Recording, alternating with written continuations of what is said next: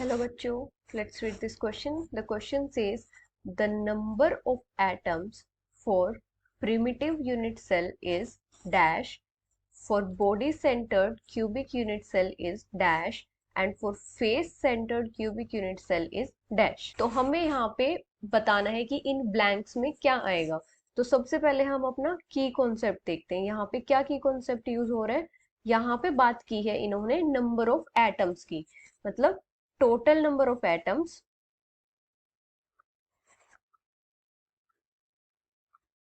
per unit cell।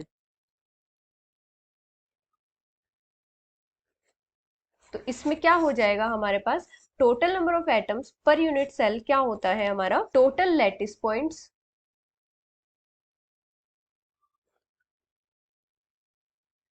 Into contribution.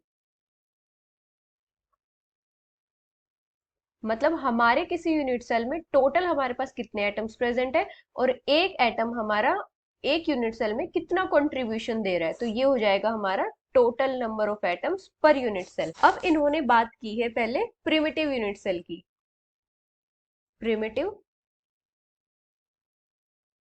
Unit cell मतलब simple cubic unit cell.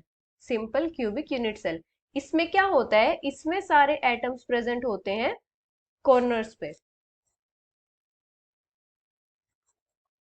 All the atoms at the corners. जैसे अगर हम इसकी representation देखें तो कैसे होती है सिंपल क्यूबिक यूनिट सेल की।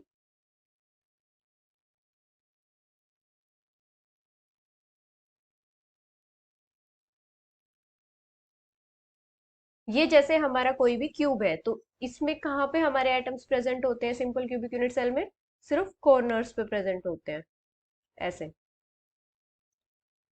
और एक एटम जो कॉर्नर पे प्रेजेंट होता है वो कितना कंट्रीब्यूट करता है एक यूनिट सेल में, 1/8।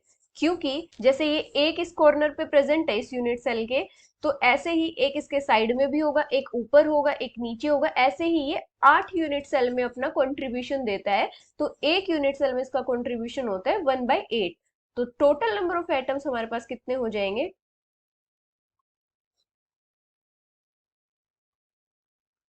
हमारे पास टोटल एटम्स कितने हैं कॉर्नर्स पे, 8, और एक एटम का कंट्रीब्यूशन कितना है, 1/8। तो हमारे पास टोटल नंबर ऑफ एटम्स कितने हो जाएंगे, 1।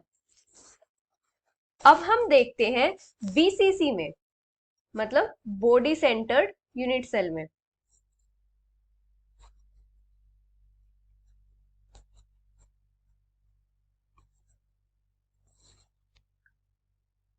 बॉडी सेंटर्ड यूनिट सेल में हमारे एटम्स कहां प्रेजेंट होते हैं, at all the corners plus एक हमारा बॉडी सेंटर पे होता है।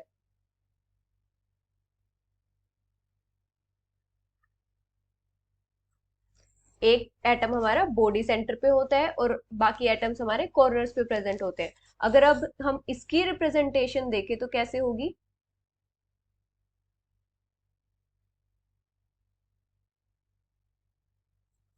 ये हमारे एटम्स प्रेजेंट होंगे कॉर्नर्स पे और ये एक एटम प्रेजेंट होगा हमारा बॉडी सेंटर पे। अब कॉर्नर्स वाले एटम कंट्रीब्यूट करते हैं 1/8 और जो बॉडी सेंटर वाला एटम होता है सिर्फ एक यूनिट सेल में ही कंट्रीब्यूट करता है। क्योंकि ये बॉडी सेंटर में होता है तो ये दूसरे यूनिट सेल्स में कंट्रीब्यूट नहीं करेगा। तो इसमें टोटल नंबर ऑफ एटम्स हमारे पास कितने हो जाएंगे, टोटल नंबर ऑफ एटम्स हमारे पास 8 एटम्स कॉर्नर्स पे हैं, इंटू 1/8 इनका कॉन्ट्रीब्यूशन प्लस 1, क्योंकि एक बॉडी सेंटर पे एटम है और ये एक ही यूनिट सेल में कंट्रीब्यूट करता है, तो ये हमारा कितना हो जाएगा, टोटल नंबर ऑफ एटम्स 2। अभी हम देखेंगे फेस सेंटर्ड यूनिट सेल में। फेस सेंटर्ड यूनिट सेल, इसको हम एफसीसी भी बोलते हैं। फेस सेंटर्ड यूनिट सेल होता क्या है, इसमें एटम्स प्रेजेंट होते हैं at all the corners plus at all the faces. मतलब सारे फेसेस पे एटम्स प्रेजेंट होंगे और सारे कॉर्नर्स पे एटम्स प्रेजेंट होंगे। इसकी रिप्रेजेंटेशन देखते हैं हम कैसे होती है।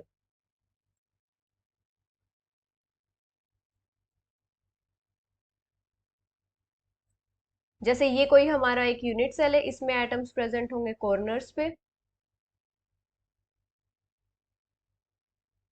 और सारे के सारे फेसेस पे ऐसे। तो अभी जो एटम्स कॉर्नर्स पे प्रेजेंट होते हैं वो तो हमारा कंट्रीब्यूशन 1/8 ही करते हैं। जो एटम्स हमारे फेसेस पे होते हैं, जो हमारा फेस का कंट्रीब्यूशन होता है वो कितना होता है, 1/2। क्योंकि एक फेस हमारा 2 यूनिट सेल के साथ कॉमन होता है, तो हमारा एक एटम कितना कंट्रीब्यूट करेगा एक यूनिट सेल में, 1/2। तो टोटल नंबर ऑफ एटम्स हमारे कितने हो जाएंगे, टोटल नंबर ऑफ एटम्स हमारे पास 8, हमारे पास कॉर्नर्स पे एटम है, कंट्रीब्यूशन कितना है 1/8, प्लस हमारे टोटल फेसेस पे कितने एटम्स होते हैं, एक क्यूब में 6 फेसेस होते हैं, 6 फेस होते हैं एक क्यूब में। तो टोटल हमारे पास 6 एटम्स है और कंट्रीब्यूट कितना कर रहे हैं 1/2। तो हमारे टोटल नंबर ऑफ एटम्स कितने हो जाएंगे यहाँ पे, 4। So the final answer is 1, 2 and 4। Hope you understood it well. Best of luck.